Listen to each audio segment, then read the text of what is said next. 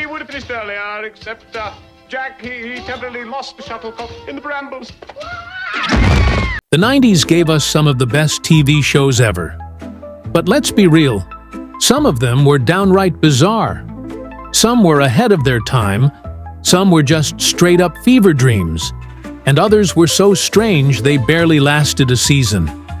But if you remember these shows, you definitely had an interesting childhood. Today, we're counting down 5 of the weirdest 90s TV shows that actually existed. It's the Mr. Michael Show, bringing back the past shows. Number 5. Man and Machine.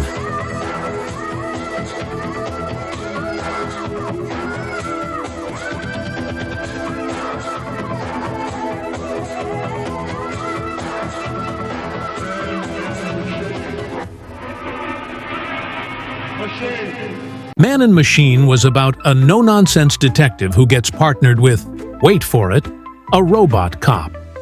That's right, his new partner, Eve, was an android, and somehow, no one seemed that weirded out by it. You'd think a sentient robot working for the police would be a huge deal, but nope, everyone just rolled with it. The show tried to be a mix of crime drama and sci-fi, but it kept getting sidetracked by awkward will-they-won't-they tension between man and his literal machine partner. Yes, a human detective was flirting with his robot colleague, and yes, the show actually expected us to take it seriously.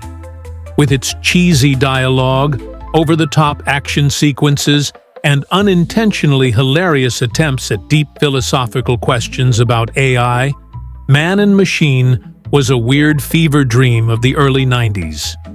It only lasted 9 episodes, and honestly, the weirdest part was how seriously it took itself. This was RoboCop meets Law and Order, but with way more cringe-worthy moments.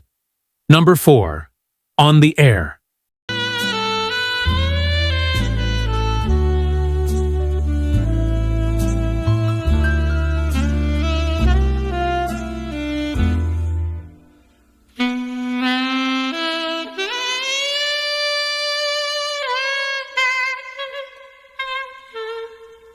Ever wondered what would happen if David Lynch, yes, the Twin Peaks guy, made a sitcom? That's On the Air, a show that felt like a TV broadcast inside of a fever dream. It followed a disastrous live TV show where everything went wrong. Cameras fell, actors forgot lines, and the whole thing felt like one big surreal nightmare. The show was meant to be a satire of 1950s television, but instead, it turned into something that felt uncomfortably weird. Characters would randomly hallucinate, speak in complete nonsense, or stare blankly into the camera as if questioning their own existence. Even for a David Lynch project, this was next-level bizarre. The humor was completely unhinged. Characters shouted gibberish, saw strange visions, and somehow, the show they were filming still aired live. Despite being created by one of TV's most legendary minds, On the Air was cancelled after only 3 episodes because, frankly, no one knew what the hell was going on. Number 3. Nightmare Café. Between life and death, time and eternity, there are places which, if entered into, will leave you forever changed. This is one such place. Its every door can lead some, like Frank and Faye here, to that second. A cafe that appears out of nowhere, traps lost souls, and forces them to face their past mistakes? Sounds like a horror movie, right? Nope. This was an actual primetime TV show. Nightmare Café was part supernatural thriller, part morality tale, and 100% confusing. The cafe itself had a mind of its own, appearing to people who needed to change their lives. But instead of helping them, it usually just made things way more disturbing. The cafe was run by a mysterious man, played by Freddy Krueger himself, Robert Englund, who had an all-knowing, borderline sinister presence. Instead of offering customers coffee and pie, the cafe served up psychological torment. One episode had a man forced to relive his worst mistake over and over until he learned his lesson. Another had a woman encountering her own ghost. It was like the Twilight Zone mixed with Hell's Kitchen. Except, instead of Gordon Ramsay yelling at people, you had reality-bending nightmares. The premise was weird. The tone was all over the place. And by the time people figured out what was going on, it was already cancelled. Number 2. Knights and Warriors. Led by the walking-talking Tower of Destruction, Plague. A true physical specimen, an iron beauty, steel maiden. He's too hot to handle, he's pyro! Imagine American gladiators, but instead of jacked athletes, you had medieval warriors? That was Knights and Warriors, a show that tried to mix Renaissance fairs with extreme sports, and the result was pure chaos.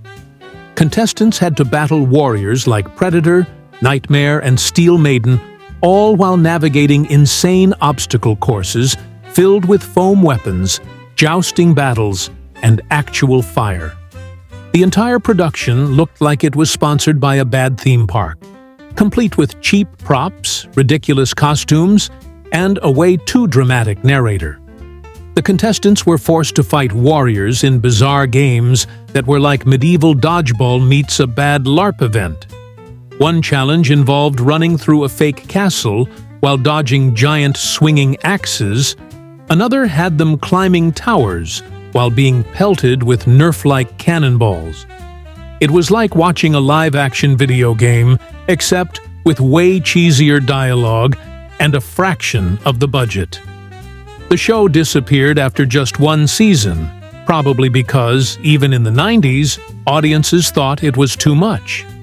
And considering that decade gave us Xena, Warrior Princess, and Mighty Morphin Power Rangers, that's saying something.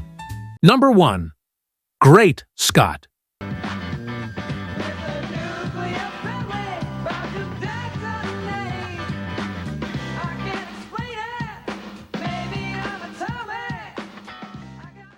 Before Tobey Maguire became Spider-Man, he starred in a truly insane sitcom. Great Scott followed a kid with an out-of-control imagination.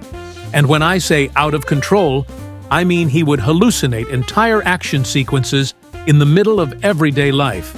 One minute he's walking to school, the next, he's dodging explosions and battling spies. The show blurred the line between reality and fantasy so hard that sometimes even the characters looked confused. It was like watching Ferris Bueller's Day Off if Ferris was actively losing his mind. His daydreams were so wildly cinematic that sometimes it was hard to tell what was real and what wasn't. The show also had super weird editing choices, like sudden freeze frames, random voiceovers, and cutaways that made Family Guy look normal. The show was so weird and confusing that it lasted a whopping 6 episodes before being canceled. Looking back, it was probably too ahead of its time, or maybe just too insane to work as a sitcom. Either way, it remains one of the most forgotten, yet most bizarre shows of the 90s. And there you have it, 5 of the weirdest 90s TV shows that somehow still live in our heads rent-free. Which one do you remember the most? Or did we miss one? Let us know in the comments. And don't forget, like, subscribe, and stay nostalgic. Tanrıdır.